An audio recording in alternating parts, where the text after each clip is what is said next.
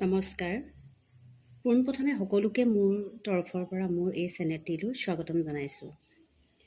লগতে মই এখন আৰ্কিটেকচাৰেল ফাৰ্মৰ স্বত্বাধিকাৰী। সেই ফাৰ্মখনৰ যোগেদি কিদৰে আৰ্কিটেকচাৰ প্লেনসমূহ আমি বাস্তু প্ৰয়োগ কৰি প্ৰস্তুত কৰোঁ, তাক আমি সবিশেষ বিৱৰণ আমাৰ এই চেনেলটিটো পাব।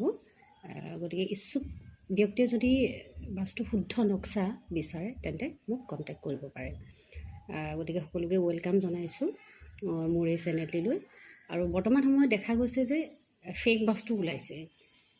এইধৰণে চিত্ৰত আপোনালোকে দেখিব, এইধৰণে মই চিত্ৰত দেখুওৱা ধৰণে এইধৰণে যদি এনেকৈ ডিগ্ৰী লৈ পেলাই যিদৰে কৰা হয়, এইটো হৈছে ফেক বাস্তু। এই বাস্তুটো শুদ্ধ নহয়। কিন্তু এইটো আপোনালোকে দেখাইছোঁ পদবিন্যাস যিটো 9x9 যিটো গ্ৰিডিং কৰা হয়, সেইটো পাৰিলে স্কুৱেৰে হওক ৰেক্টেংগুলাৰে হওক, এইটোহে শুদ্ধ বাস্তু। গতিকে আপোনালোকে যদি শুদ্ধ বাস্তুৰ নক্সা আপোনালোকক যদি প্ৰয়োজন হয়, আপোনালোকে যদি বিচাৰে তেন্তে মোক কণ্টেক্ট কৰিব পাৰে। ধন্যবাদ।